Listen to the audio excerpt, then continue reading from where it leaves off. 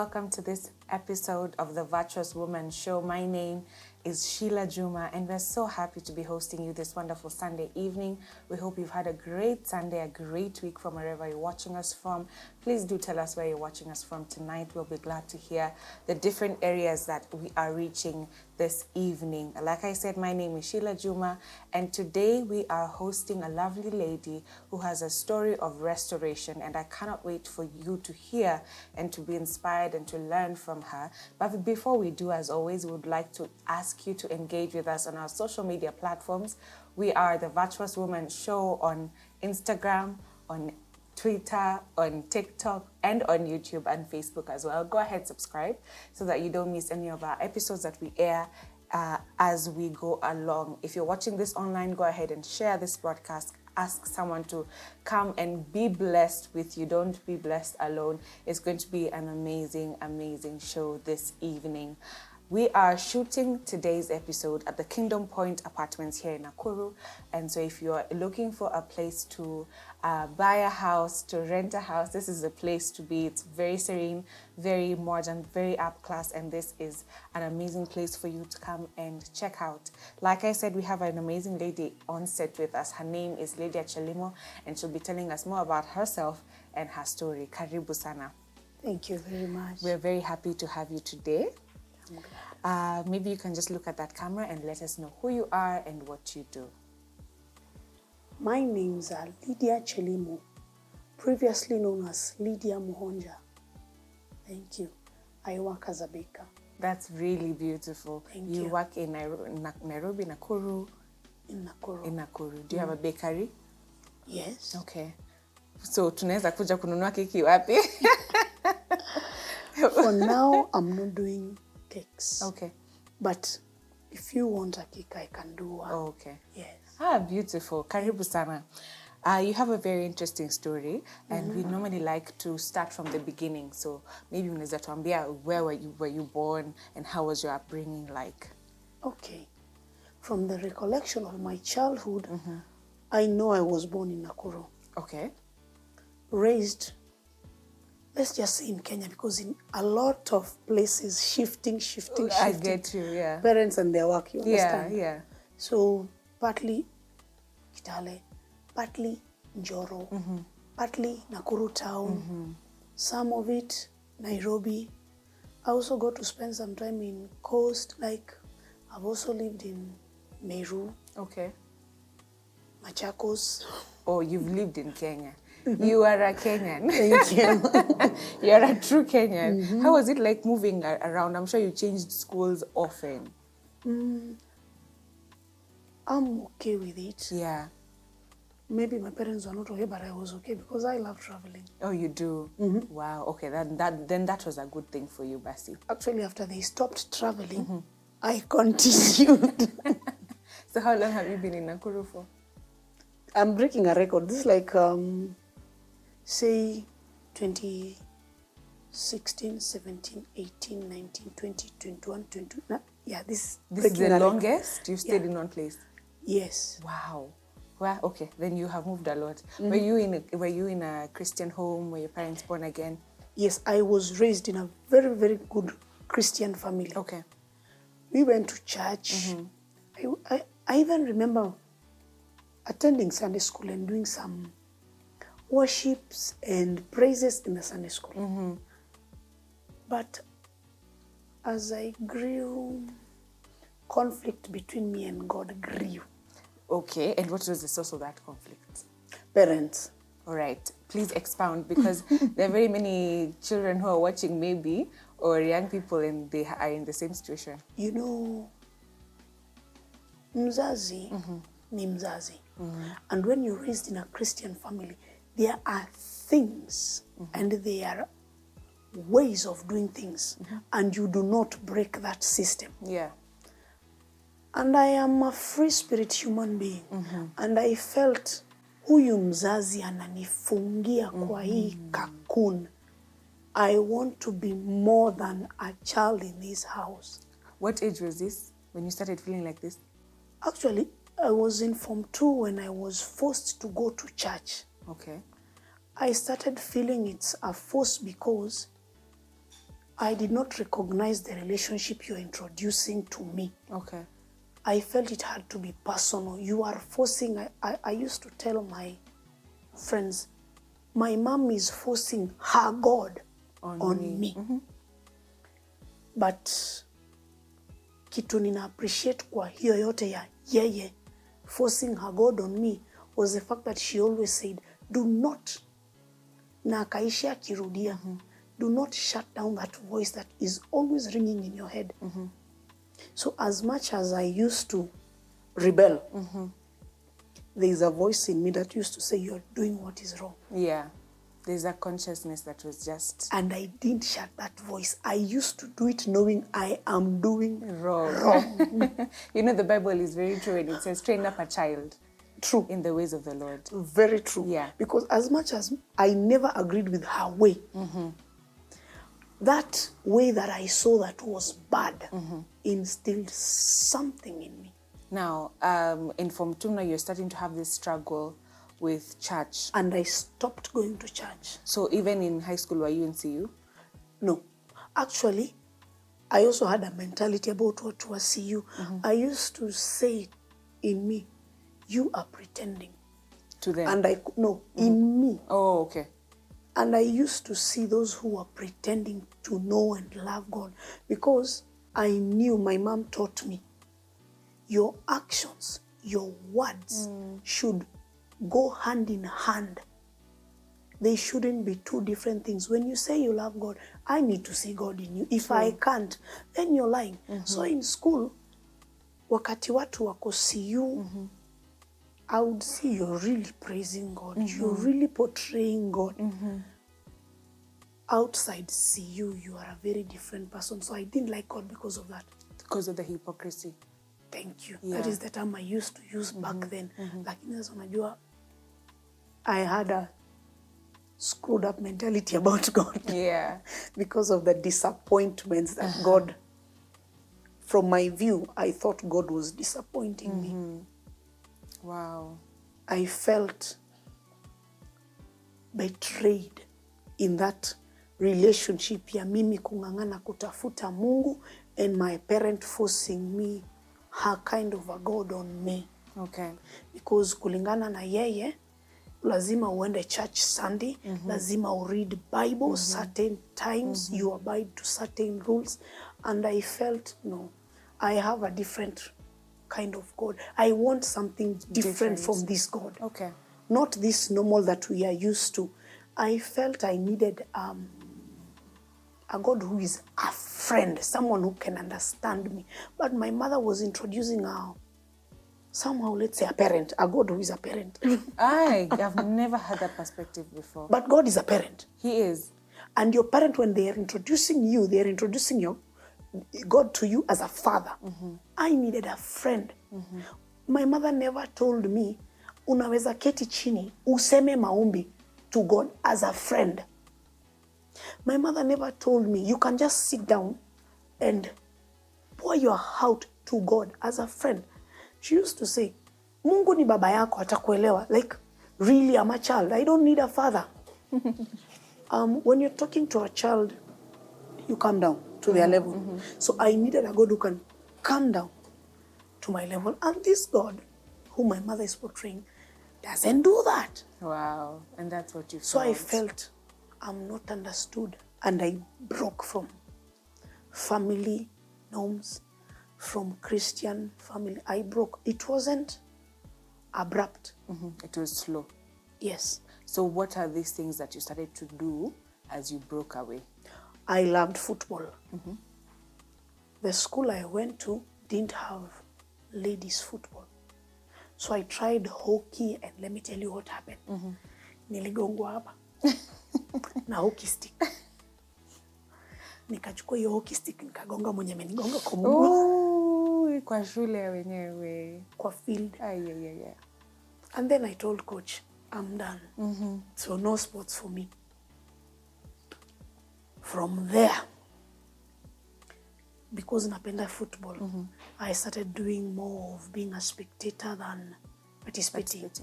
And the bad side to being a participant in football, kwetu back then najua TV hazikuwa digital.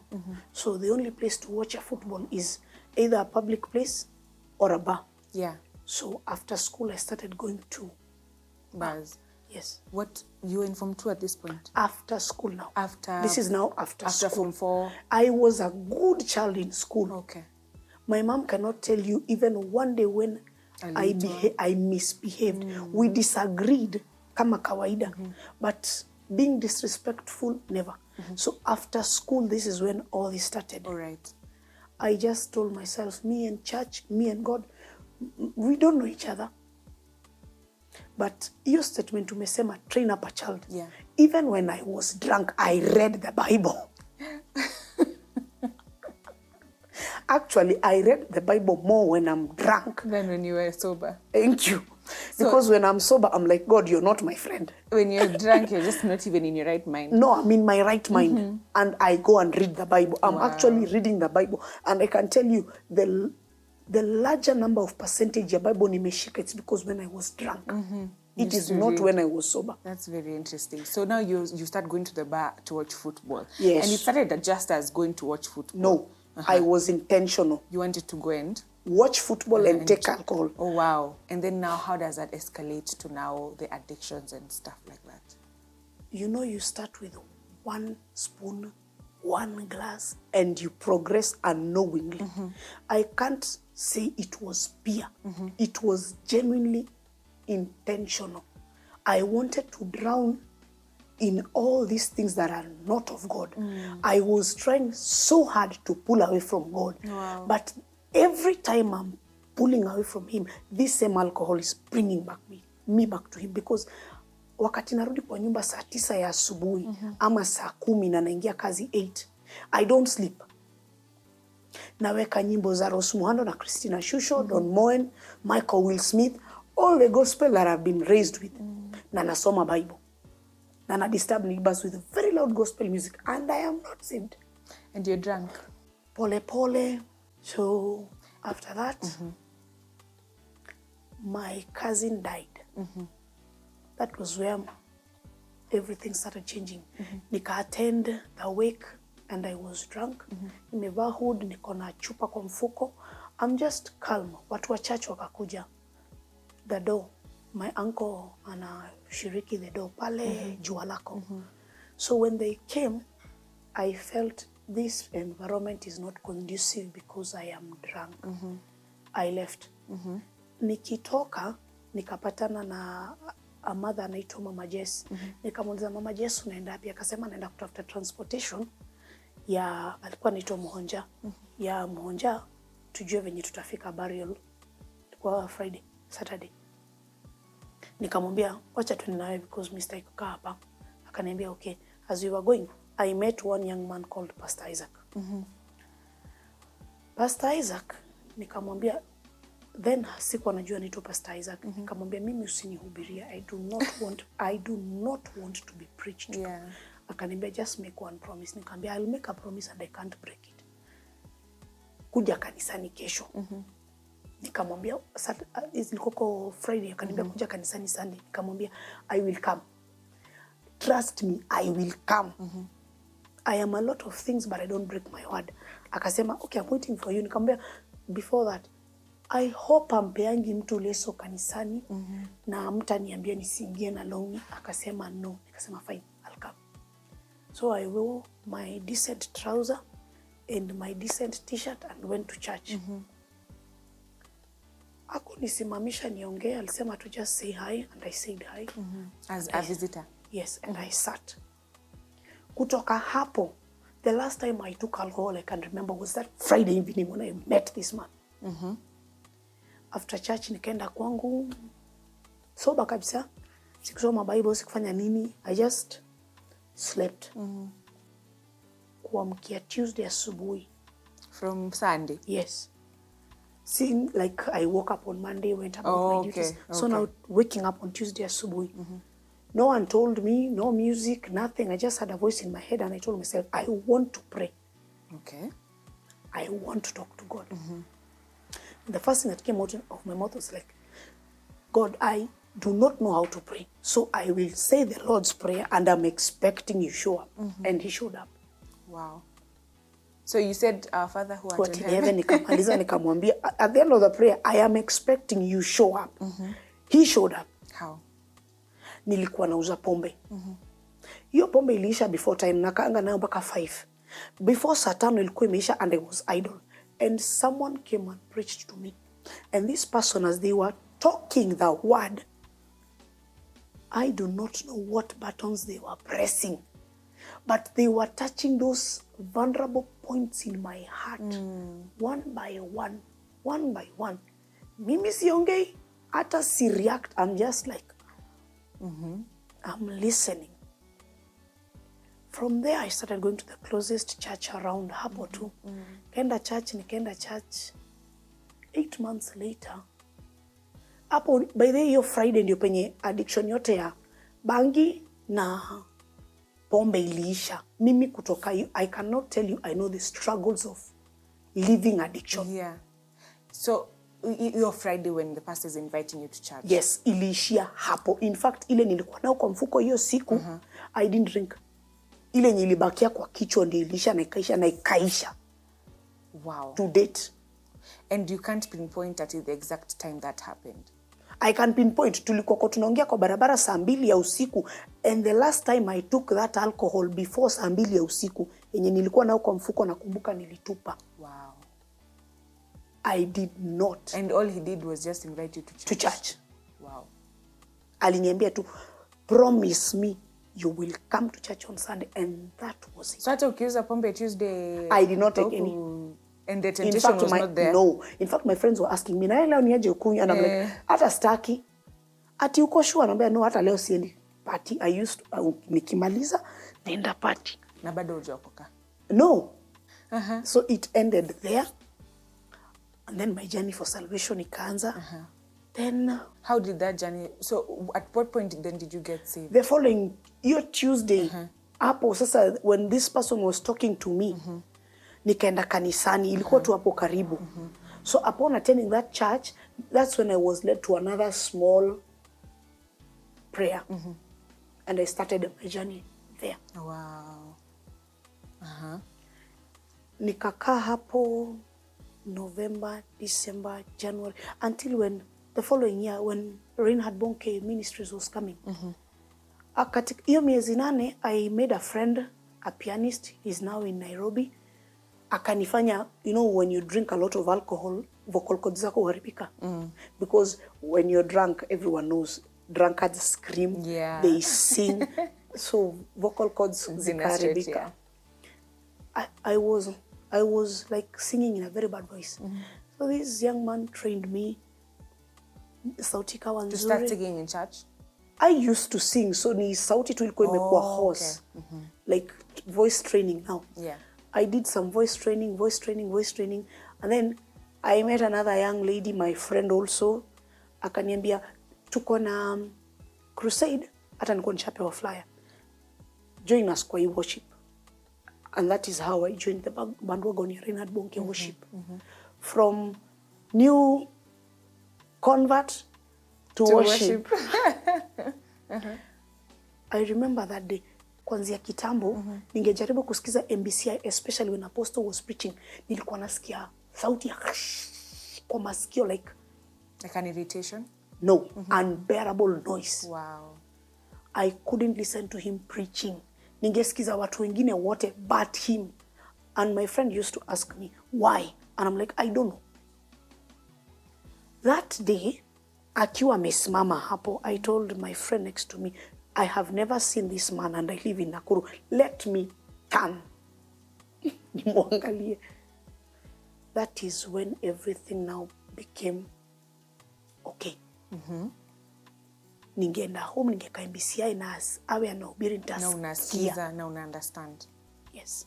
Previously, the moment tu ameanza, it's like a switch has been turned on. Natoa. I didn't have anything against him that I can say I disliked him or anything. unaona ile zile nini sauti za kitambo za TV I understand what you mean. ya kutafuta frequency. Yeah. That one. That's what you are hearing. Yes. Wow. That's quite the story. But I want to go back to your addiction to alcohol and ulisema pia bangi. Yes. Yeah. When you were in this state, what was your mom or your family thinking? No one knew. Apart from alcohol, they didn't know about the bang. Okay. That one was like completely hidden. No one knew. Even my sisters, whom we went drinking together with, they didn't know. About the bang? No. Mpaka nilikuwa najisokotea. Ulikuwa unauza pia bangi? No. But I had a friend who used to do that. And your mom was? She was very uncomfortable with it. I'm sure. She was very uncomfortable. Actually, paka kuna siku you know, I have kept one friend who has always been saved since childhood. She used to tell my friend, ninahuzunika kwa moyo wangu, huyu mtoto wangu anaishi hivi. Ninahuzunika huyu mtoto anaishi maisha inakaa hivi. And my friend used to tell me, no, you're saddening your mom. And I'm like, it's my life. Yeah. Hivyo tu ndio ningesema. Was she? I'm sure she was praying for you. Yes. Yeah. So now when you now got born again, that announcement must have brought so much joy. Actually, she went back to my friend and said, I'm glad. What? Yes. Yeah. She said, I am glad. Ametoka. Ametoka. Yeah. She didn't tell me, but she told her. Probably she found a daughter in her that never found in me. Oh, wow. She's still okay. Yeah.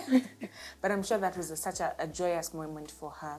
True. To find out that, number one, her prayer has been answered. Yes. And her daughter is out of this bondage. Because it's bondage. Yes. Yeah. It's bondage. You know, hata venye ulikuwa unasema when you started going to watch football, you were intentionally going to watch football and to take drink alcohol. That is actually demonic, in my opinion, because unajipeleka, you know. Anyway, but that's such an amazing story. Now, since you got born again and you decided to quit, have you ever had the urge to go back? No. Not even once? No. Okay. So, something I noted when you were talking is when you lost your cousin, those were what I would call triggers into going deeper into alcohol and, yes, and all these addictions. So now that you're saved and something uncomfortable happens or you go through a sudden change, what is that alternative that you turn to that is not alcohol? Actually, no matter what happens, I always have this one thing in mind. Na nimekuwa nayo hata nikiwa kwa maisha ya dunia. I think it's Ecclesiastes 9:10 or 10:9. It says, whatever your hands find to do it with all your might and your strength. For where you go, the grave, there is no wisdom, no knowledge, and no understanding. Yeah. So that part, like, nimetoka kule. Whatever my hands find to do. Now I find salvation to be better. Yeah. I'm doing it with everything that I have. Hata nikiface shida naambianga Mungu, ujue ni mimi na wewe, if you want to embarrass yourself, fine. You want to embarrass yourself, go ahead. I am all yours. Embarrass yourself all you want. But weka ukijua, na namuongelesha Sheng, weka ukijua, hii ni yangu na wewe. Kama tuko pabaya, ni mimi na wewe, no one else. Mimi nimekuachia. Do as you please. So turning to God instead of turning to alcohol is now the other option, the better option. And that's very beautiful. What would you say to people who are currently in that kind of bondage or addiction? To be very honest, in that regard, kuongelesha mtu wa pombe, it's next to impossibility. But I can say this. Kama kuna loophole umepata ya kutoka, na una feel kwa moyo wako, you want to leave, don't look back. Because that one moment nilikuwa invited kanisani. Yeah. Fail. Yeah, it was an opportunity. Ile pombe kwa mfuko imeniongelesha. Ukweli. So, and you seized the opportunity. and now you're free. We thank God for that victory. Thank you so much. Our time is actually up, and I'm sure our viewers are very blessed by your testimony today. It is a testimony of restoration and victory. And what God has done for you, He can do it for everybody. Everyone. So if you're watching and you have gotten to a place where you are tired of living life the way you are currently living, look at our testimony and what God has done for you. He can do it for you. In fact, He wants to do it for you. He wants to set you free. He wants you to be free from addiction. So maybe you can pray this prayer with me if you're watching and you've not yet given your life to Christ. You can say, "Dear Lord Jesus, come into my heart. Forgive me of my sin. Wash and cleanse me. Set me free. I am yours. Save me. I declare that I am saved, and I believe in Jesus Christ. Amen." So if you're watching and you've just prayed that prayer with us, congratulations, you've just made the best decision you could ever make. You're now born again. Find a Bible-believing church, join, and start this beautiful journey with Christ. I am so delighted to have hosted you tonight. I'll see you same time, same place next week. Have a great rest of your week. Bye.